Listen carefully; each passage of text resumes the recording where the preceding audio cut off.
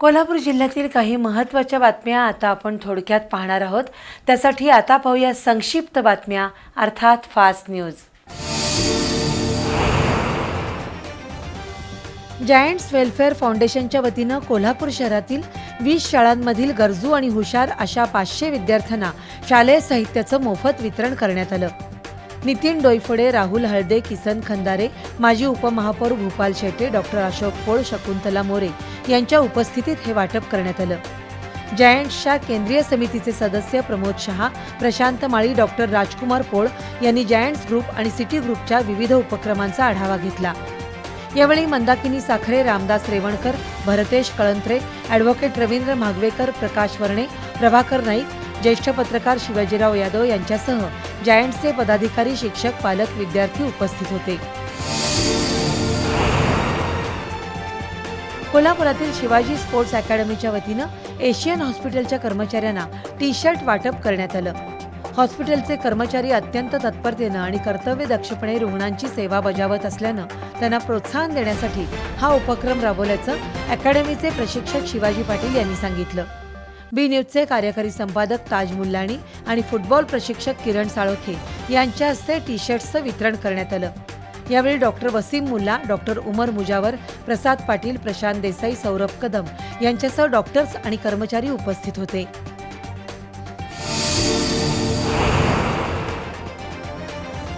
कोल्हापुरातील 40 बालकलाकारांना चित्रपटात काम करण्याची संधी उपलब्ध करून दिल्याबद्दल भाजप सांस्कृतिक प्रकोष्ठ कोल्हापूर जिल्हाध्यक्ष सतीश आंबर्डेकर यांचा महाराष्ट्र चित्रपट सेनेच्या वतीनं सत्कार करण्यात आला। संघटित काम केल्यास कलाकारांना येणाऱ्या समस्यांवर मार्ग काढता येईल असं सतीश आंबर्डेकर यांनी सांगितलं। यावेळी सेनेचे तालुका उपाध्यक्ष भिकाजी कांबळे, सविता कांबळे, मानसी गुळवणी, श्वेता कुलकर्णी यांच्यासह पदाधिकारी उपस्थित होते।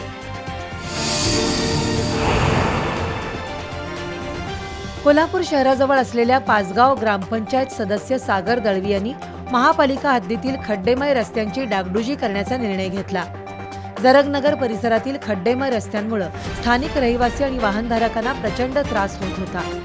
दळवी यांनी स्वखर्चातून 5 ट्रॉल्या मुरुम आणून या परिसरातील रस्त्यावरील सर्व खड्डे भरून घेतले। सामाजिक जाणीवेतून त्यांनी केलेल्या कार्याचं सर्वत्र कौतुक होतंय। गेल्या 10 वर्षात पाचगाव ग्रामपंचायत सदस्य सागर दळवी यांनी दखलपात्र काम करत माणुसकीचं दर्शन घडवलंय।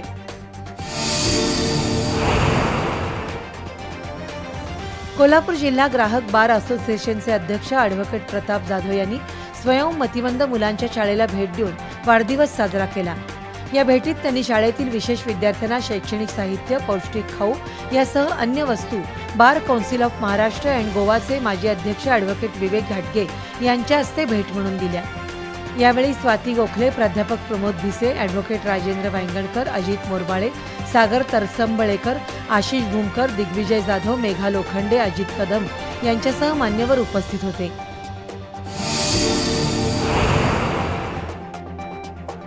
कोल्हापुरातील आनंद फाउंडेशनच्या वतीनं फुलेवाडी इथं विविध क्षेत्रातील मान्यवरांचा सत्कार करण्यात आला। शैक्षणिक, कला, क्रीडा क्षेत्रामध्ये यश मिळवलेल्या विद्यार्थ्यांचाही सत्कार आमदार अमल महाडिक यांच्या हस्ते झाला। यावेळी फाउंडेशनचे अध्यक्ष मानसिंग पाटील, कृष्णा पाटील, उदय अतिकिरे, दीपक जाधव, संजय माने यांच्यासह मान्यवर उपस्थित होते।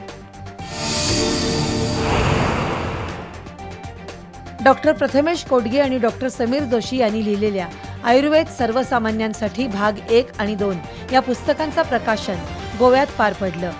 राजीव गांधी कला मंदिर या ठिकाणी गोव्याचे सहकार मंत्री सुभाष शिरोडकर, आयुक्त नरेंद्र सावईकर, माजी प्राचार्य डॉक्टर अनुरा बाळे आणि प्रकाशक प्रियांका जोशी यांच्या उपस्थितीत प्रकाशन सोहळा झाला। आयुर्वेदाचं जीवनशैलीतील महत्त्व आणि ऋतुचर्या, आहार विज्ञान आणि विविध व्याधींवर आयुर्वेदिक उपचार यांची सोप्या भाषेत मांडणी केल्याचं लेखक डॉक्टर कोडगी आणि डॉक्टर जोशी यांनी सांगितलं। यावेळी गडहिंग्लजच्या केदारी रेडेकर आयुर्वेदिक महाविद्यालय आणि गोव्यातील गोमंतक आयुर्वेद महाविद्यालयाचे प्राध्यापक आणि मान्यवर उपस्थित होते।